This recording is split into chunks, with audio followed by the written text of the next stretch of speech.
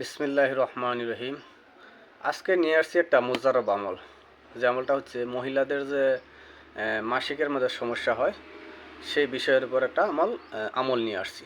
আসসালামু আলাইকুম রহমতুল্লাহি আবরাকাত। আশা করি আল্লাহ পাকের অশেষ রহমতে আপনারা ভালো আছেন, সুস্থ আছেন। আলহামদুলিল্লাহ, আমিও ভালো আছি, সুস্থ আছি। আজকে আপনারা ভিডিও টাইটেল দেখে বুঝতে পারছেন যে আমি কি বিষয়ের উপর আমল নিয়ে আসছি। তো সর্বপ্রথম আমরা যে আমলটা নিয়ে আসছি সেই আমলের বিষয়ে কিছু একটু আলোচনা করে নিই। সে আমলটা হচ্ছে আমাদের যে মা বোনেরা আছে তাদের মাসিকের যে সমস্যা হয় আর কি, বিশেষ করে মনে করেন সময় মতো মাসিক হচ্ছে না। সময় মতো মাসিক হচ্ছে না মানে তার একটা বিশেষ হলো যে মনে করেন একজন মহিলার মাসের 20 তারিখে মাসিক হওয়ার কথা আর কি, প্রত্যেক মাসের 20 তারিখে তার মাসিক হওয়ার কথা, কিন্তু কি হয়েছে কখনো কখনো 20 তারিখের আগে হচ্ছে, 2-3 দিন আগে, মনে করেন 17-18 তারিখে বা 19 তারিখে মাসিক হচ্ছে, বা 20 তারিখে মাসিক হওয়ার কথা ছিল 22 তারিখে হয়েছে বা 25 তারিখে হয়েছে, আরও 10 দিন দেরি হয়েছে। সেটা একটা মাসিকের অনিয়মিত কারণ, মানে এইটা তো মাসিকের সমস্যা আছে।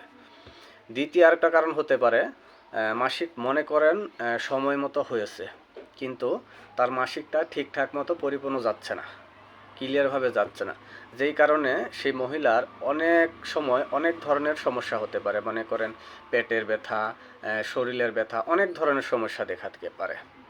কখনো কখনো কি হয় সময় মতো মাসিক হয়, ঠিকঠাকভাবেও যায়, কিন্তু যেই জায়গায় মনে করেন 3 দিন মাসিক হওয়ার কথা ছিল সেই জায়গা হচ্ছে একদিন গিয়ে বন্ধ হয়ে গেছে, হঠাৎ করে বন্ধ হয়ে গেছে। বা কখনো কখনো কারো কারো কি হয় মাসের মধ্যে 2-3 বার হঠাৎ করে মাসিক হয়ে যাচ্ছে বিনা কারণে। একজন মহিলার তো মাসে একবার মাসিক হওয়ার কথা, কিন্তু কারো কারো ক্ষেত্রে 2বার 3বার 4বার 5বার হয়ে যাচ্ছে, মনে করেন 4 দিন 5 দিন পরে পরে হঠাৎ করে মাসিক খুলে যাচ্ছে।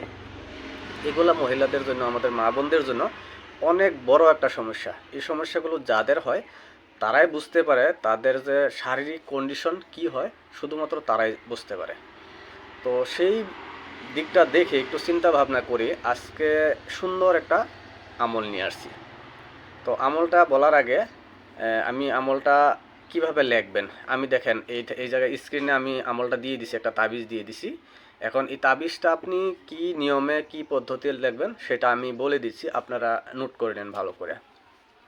তাবিজ লেখার আগে আপনারা কি করবেন, আপনারা মানে পরিপূর্ণভাবে পাক সাফ হয়ে নেবেন। মনে করেন গোসল করে নিলেন, অজু করলেন, আতর খুশবু লাগালেন, লাগিয়ে এক জায়গায় বসলেন, পশ্চিম দিকে ফিরিয়ে বসলেন।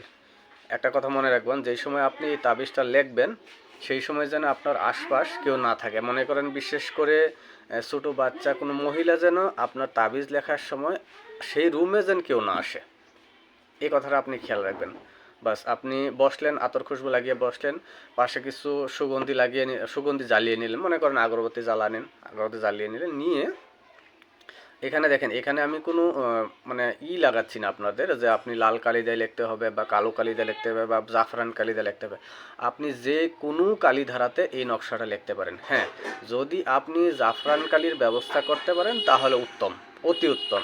তো না থাকলে আপনি কালো কালি, লাল কালি, আপনার কাছে যা আছে, যা নিতে পারেন তা দিয়ে আমি যে নকশাটা দিয়েছি সেই নকশাটা যেভাবে লেখা আছে আপনি পরিপূর্ণ সেইভাবে শুধুমাত্র লেখেন, লিখে একটা মাদুলির মধ্যে ভরে মহিলাদের, আমাদের মা বোনদের কোমরে দিয়ে দেন।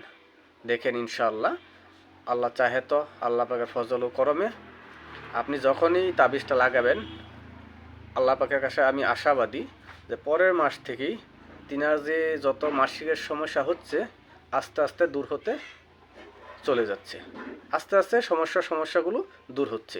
দেখেন কারো কারো ক্ষেত্রে 1 মাসের মধ্যেই, মানে প্রথম মাসের মধ্যেই সব কিছু ঠিকঠাক হয়ে যায়। কারো কারো ক্ষেত্রে প্রথম মাসে কিছু একটা ঠিক হয়, দ্বিতীয় মাসে হয়, তৃতীয় মাসে, মানে 3 মাসের ভিতরে একটা মহিলার এগুলো যদি সমস্যা থাকে পরিপূর্ণ ঠিক হয়ে যায়। আশা করি আমলটা ভালোভাবে বুঝতে পেরেছেন। যদি আপনাদের কাছে এই আমলটা ভালো লেগে থাকে, ভিডিওটা ভালো লেগে থাকে, তাহলে এই ভিডিওটা অপর ভাইয়ের উপকারের সাথে ভিডিওটাকে শেয়ার করে দিন, যেন এই ভিডিওর থেকে সবাই উপকৃত হতে পারে। আমার জন্য দোয়া করবেন। আসসালামু আলাইকুম ওয়া রাহমাতুল্লাহি ওয়া বারাকাতুহু।